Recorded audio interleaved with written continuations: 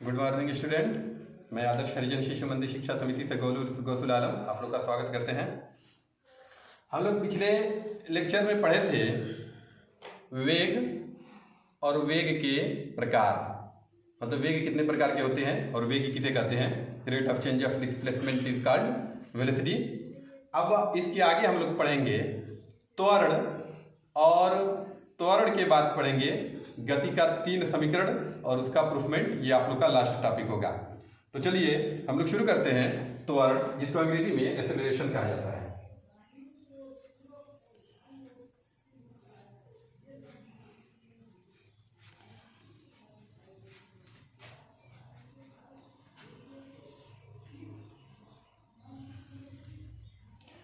अगर विस्थापन में परिवर्तन है तो उसको वेग कहते हैं।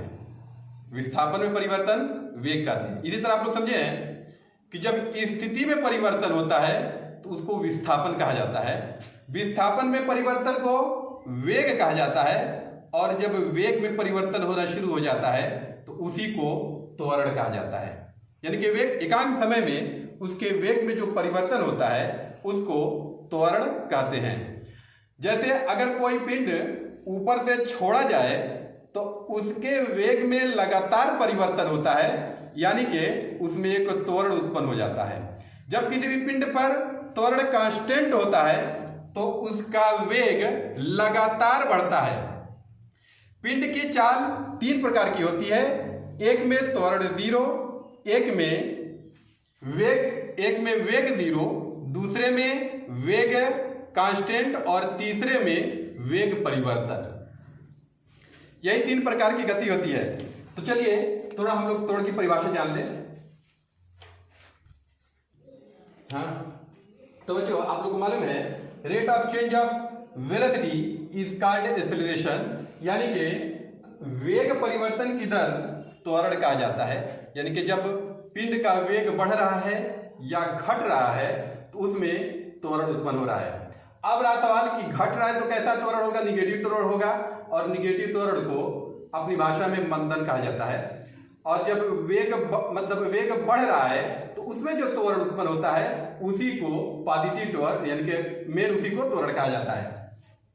अब माना कि कोई पिंड स्मॉल t1 समय में वेग v1 तथा स्मॉल t2 पर वेग v2 हो जाता है, तब पिंड का त्वरण बराबर वेग परिवर्तन बटा समय।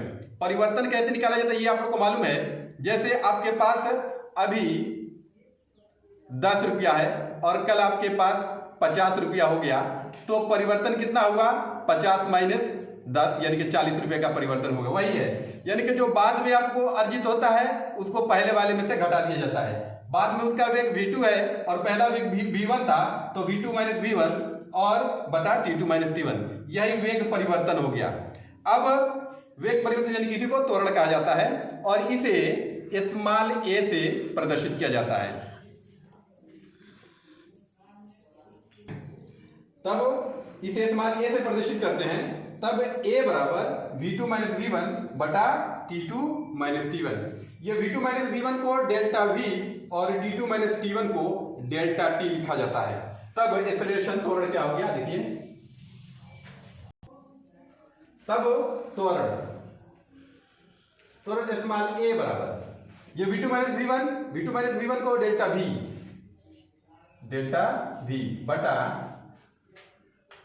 ये t2 minus t1 delta t।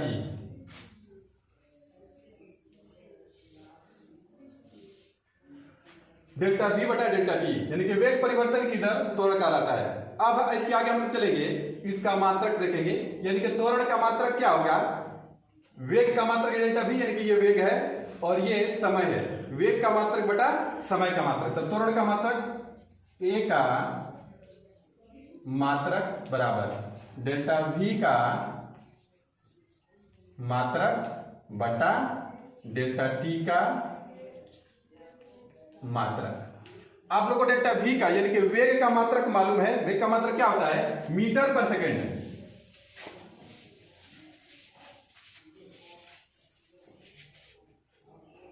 वेग का मात्रक होता है मीटर पर सेकेंड।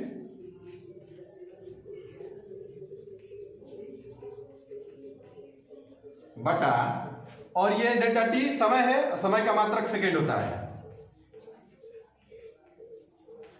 तो मीटर पर सेकेंड बटा सेकेंड क्या हो जाएगा, मीटर पर सेकेंड स्क्वायर बराबर मीटर पर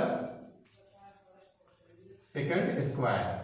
इसको m पर s स्क्वायर अथवा m s का पावर -1 भी कहा जाता है।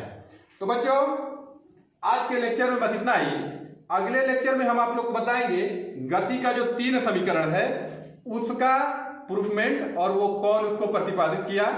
आप लोगों को मालूम है बहुत महान वैज्ञानिक दो थे, एक गैलीलियो और वो न्यूटन। गैलीलियो ने गति के 3 समीकरण का प्रतिपादन किया और न्यूटन ने गति के 3 नियम का प्रतिपादन किया। 3 समीकरण और 3 नियम में फर्क है। अगला वाला चैप्टर आप लोगों को गति का जो नियम है उसमें गति का तीनों नियम पढ़ाया जाएगा, और इस वाले चैप्टर में गति का 3 समीकरण। तो समीकरण हम आप लोग को बता दे रहे हैं, लिख दे रहे हैं, और कल मतलब अगले लेक्चर में हम आप लोग को इसका प्रूफ बताएंगे। तो जो गति का 3 समीकरण है वो देखिए, v बराबर u प्लस at, दूसरा है s बराबर ut प्लस 1/2 at स्क्वायर, और तीसरा है v स्क्वायर बराबर u स्क्वायर प्लस 2as। ये 3 समीकरण है।